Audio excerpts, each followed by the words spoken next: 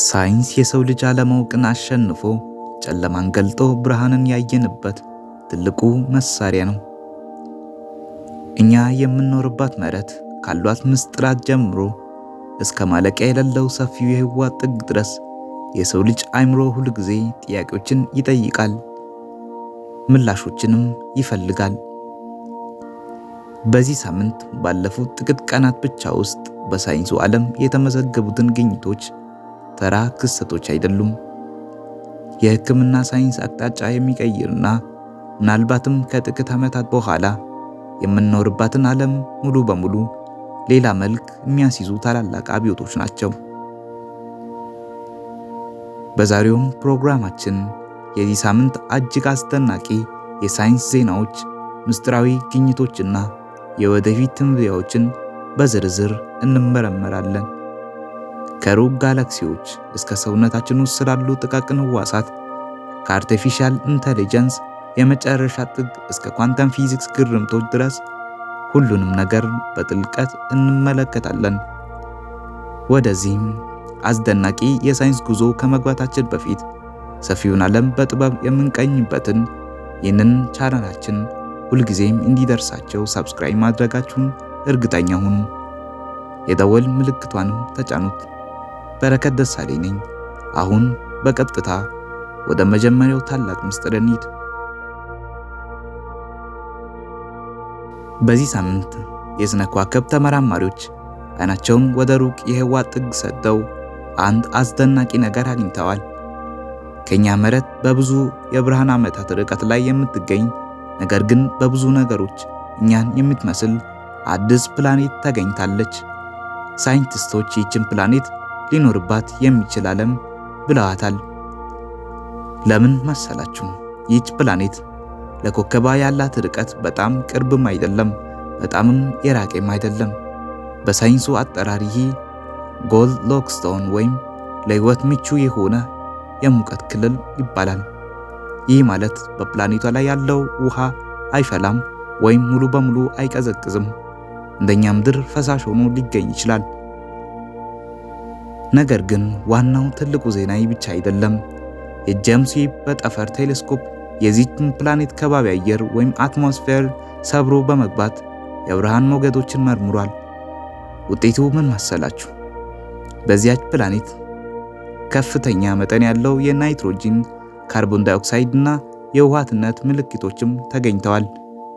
አሁን ሳይንቲስቶች የሚፈልጉት አንድ ትልቅ ነገር ብቻ ነው፣ ባዮሲግኒቸር ወይም የህይወት መኖሪያን የሚያረጋግጡ የጋዝ ውህዶች። ይህም ግኝት በጽንፈ ዓለም ውስጥ ብቻችንን እንዳልሆን የሚያሳይ ትልቅ ፍንጭ ሊሆን ይችላል። ወደ ሌላኛው የጠፈር ምስጢር ስንሄድ በጥቁር ጉድጓዶች ዙሪያ አዲስ ክስተት ተመዝግቧል። በጥናት ላይ ያሉ የስነ ከዋክብት ቡድኖች በአንድ ግዙፍ የጥቁር ጉድጓድ ዙሪያ የሚሽከረከረው ብርሃንና ቁስ አክስሌሬሽን ዲስክ ባልተለመደ ፍጥነት እየተቀያየረና እየጠፋ መሆኑን አስተውሏል። የአይንስታይን የረቂቅ አንጻራዊነት ወይም ጀነራል ሪሌቲቪቲ እንደሚነግረን በጥቁር ጉድጓዶች አቅራቢያ ጊዜ ይረዝማል፣ የሳብኝ ኃይልም ህጎችን ሁሉ ያፈርሳል። በዚህ ሳምንት የታየው ክስተት ግን ሳይንቲስቶች ከዚህ በፊት ካሳዩት በላይ የቁስ አካላት ወደ ጥቁር ጉድጓዶች ሲጠጉ ያላቸውን ባህሪ እንድንጠራጠር አድርጓል። ጥቁር ጉድጓዶች ቁሶችን ከመዋጥ ባለፈ የራሱን ጋላክሲ እድገት እንዴት እንደሚወስን አዲስ መላምቶች እየቀረቡ ነው። አሁን ደግሞ ወደ ምድርና ወደ ሕክምናው ዓለም እንመለስ። የሰው ልጅ በአሁኑ ወቅት ከሚጋፈጣቸው ትልልቅ አደጋዎች አንዱ የባክቴሪያዎች መድኃኒት መልመድ ወይም አንቲማይክሮቢያል ሬዚስታንስ የሚባለው ክስተት ነው። ተራ የሚባሉ ባክቴሪያዎች የምንጠቀምባቸውን አንቲባዮቲክስን እየለመዱ መጥተዋል። መደበኛ መድኃኒቶች የማይበግራቸው ሱፐርባግስ እየሆኑ መጥተዋል። ነገር ግን በዚህ ሳምንት አርቲፊሻል ኢንተለጀንስ ህይወታችንን ሊታደግ የሚችል ተአምር አሳይቷል። ሳይንቲስቶች ጥልቅ የሆነ የኤአይ ሞዴል በመጠቀም በሚሊዮን የሚቆጠሩ የኬሚካል ውህዶችን በአንድ ላይ አቀናቸው እንዲመረመር አድርገውት ነበር። አንድ ሰው ይህንን ምርምር ለማድረግ ቢሞክር ምናልባትም 20 ወይም 30 ዓመታትን ሊፈጅበት ይችል ነበር። ይህ የኤአይ ቴክኖሎጂ ግን በጥቂት ቀናት ውስጥ ብቻ እጅግ ገዳይ የሆኑ ባክቴሪያዎችን ሙሉ በሙሉ ሊያጠፉ የሚችሉ አዲስ የኬሚካል መዋቅር አግኝቷል። ይህ በላብራቶሪ ውስጥ በተደረገ ሙከራ በተሳካ ሁኔታ ተረጋግጧል።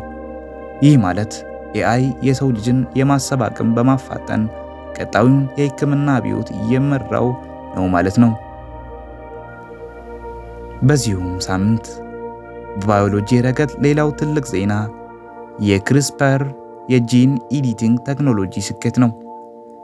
ሳይንቲስቶች በዘር የሚተላለፉ እጅግ አስቸጋሪ የሆኑ የደም በሽታዎችን እንደ ሲክል ሴል አኒሚያ ያሉ በሰዎች አካል ውስጥ ያሉትን የተበላሹ ጂኖችን በቀጥታ በማስተካከል ማዳን የሚቻልበትን ክሊኒካዊ ሙከራ በከፍተኛ ስኬት አጠናቀዋል። ይህ ቴክኖሎጂ እንደ ዲጂታል ጽሑፍ ማስተካከያ ማለት ነው። በሰውነታችን መመሪያ መጽሐፍ ወይም ዲኤንኤ ላይ የተሳሳተ ፊደል ካለ እሱን ቆርጦ በማውጣት ትክክለኛውን መተካት። ይህ በተግባር ሲሰራ ማየት ለወደፊት ትውልድ በሽታ የሌለበትን ዓለም መፍጠር ህልም እንዲሆን መንገድ የሚከፍት ነው። አሁን ወደ ሳይንሱ እጅግ ረቂቅና አስደናቂ ክፍል እንሂድ፣ ወደ ኳንተም ሜካኒክስ። አልበርት አንስታይን በህይወት በነበረበት ጊዜ ስፑኪ አክሽን አት ዲስታንስ ወይም በርቀት የሚደረግ አስፈሪ ድርጊት ብሎ የጠራው አንድ ክስተት አለ። እሱም የኳንተም ትስስር ወይም ኳንተም ኢንታንግልመንት ይባላል። ይህ ማለት ሁለት ጥቃቅን ቅንጣቶች ወይም ፓርቲክልስ በመካከላቸው የፈለገውን ያህል ርቀት ቢኖር አንዱ በምድር ላይ ሌላኛው ደግሞ በሌላ ጋላክሲ ጫፍ ላይ ቢሆን እንኳ አንዱ ላይ የሚታደርጉት ለውጥ ወዲያውኑ በቅጽበት በሌላኛው ላይ ይታያል። በመካከላቸውም ምንም አይነት የመረጃ መተላለፊያ ሽቦ ወይም ሞገድ ሳይኖር መረጃው በብርሃን ፍጥነት ሳይሆን በቅጽበት ይተላለፋል። በዚህም ሳምንት የፊዚክስ ሊቃውንት ይህንን የኳንተም ትስስር በመጠቀም የመጀመሪያውን ፍጹም ሊሰበር የማይችልና እጅግ በጣም ፈጣን የሆነ ኳንተም ኢንተርኔት ወይም የኳንተም አውታረ መረብ በተሳካ ሁኔታ በረጅም ርቀት ላይ መዘርጋት መቻላቸውን አብስረዋል። ይህ ቴክኖሎጂ ወደፊት ከመጣ በዓለም ላይ ሃክ ሊደረግ የሚችል ምንም አይነት የኮምፒውተር መረጃ አይኖርም። የመረጃ ልውውጥ ፍጥነታቸውንም ሙሉ በሙሉ ይቀየራል። በቁስ አካል ሳይንስ ወይም በማቴሪያል ሳይንስ በኩል ደግሞ የሳይንስ ሊቃውንት ለ10 ዓመታት ሲፈልጉ የነበረውን አንድ ነገር ለማግኘት በጣም ተቃርበዋል። እሱም በተለመደው የክፍል ሙቀት ወይም ሩም ቴምፕሬቸር ላይ ምንም አይነት የኃይል ብክነት ሳይኖር ኤሌክትሪክን የሚያስተላልፍ ቁስ ማግኘት ነው። በተለምዶም ኤሌክትሪክ በሽቦ ውስጥ ሲያልፍ ሙቀት ይፈጥራል። ያ ደግሞ የኃይል ብክነት ወይም ኢነርጂ ሉስን ያመጣል። በዚህ ሳምንት የቀረቡ አዳዲስ የላቦራቶሪ ውጤቶች እንደሚያሳዩት በተወሰነ ግፊትና አዲሱ ሂደት አማካኝነት የኤሌክትሪክ ኃይልን በዜሮ ብክነት ማስተላለፍ የሚችሉ ቁሶች በተሻለ ሁኔታ እየለሙ ነው። ይህም ሙሉ በሙሉ ከተሳካ በዓለም ላይ ያሉ ባቡሮች በሙሉ የኃይል ማግኘት አማካኝነት ከአየር ላይ ተንሳፈው እንዲያበሩ ይደረጋል።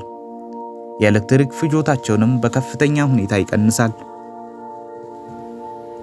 እነዚህ ሁሉ ያየናቸውና የሰማናቸው ግኝቶች በአንድ ነገር ላይ ያገናኙናል። የሰው ልጅ መቼም ቢሆን መመራመርን መፈለግንና ጥያቄዎችን ማንሳትን አያቆምም። ዛሬ በላቦራቶሪ ውስጥ የታዩ ጥቃቅን ሙከራዎች ነገ የቢሊዮኖቹን ሕይወት የሚቀይሩ የዕለት ተዕለት ቴክኖሎጂዎች ይሆናሉ። እኛ የምንኖረው በሳይንስና በቴክኖሎጂ ታሪክ ውስጥ እጅግ አስደሳች በሆነ ዘመን ላይ ነው። በየቀኑ የምንሰማቸው ዜናዎች አእምሯችንን የሚያሰፉና ነገን በተስፋ እንድንመለከት የሚያደርጉ ናቸው። በዚህ ቪዲዮ ውስጥ ከተነሱት ታላላቅ ሳይንሳዊ ግኝቶች መካከልም የእናንተ አእምሮ የበለጠ ያስደነገጠው ወይም ትኩረታችሁን የሳበው የትኛው ነው? አዲሷ ፕላኔት የኤአይ ተአምር ወይንስ የኳንተም ፊዚክስ ረቂቅ ባህሪ? ሐሳባችሁን በእርግጠኝነት ከታች ባለው የኮመንት መስጫ ሳጥን ላይ አስፍሩልኝ። እያንዳንዱንም ኮመንት አነባለሁ። ይህን ቪዲዮ እስከ መጨረሻው ስለተከታተላችሁ ከልብ አመሰግናለሁ።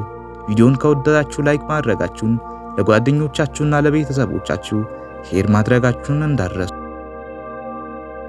ለወደፊቱም እንዲህ አይነት ጥልቅና አስተማሪ የሆኑ የሳይንስ መረጃዎች እንዲደርሷችሁ ቻናልን አሁኑኑ ሳብስክራይብ አድርጉ። በሚቀጥለው ሳምንት በሌላ አስደናቂ የሳይንስ ዜናና አዲስ እውቀት እስክንገናኝ ድረስ ሰላም ሁኑ።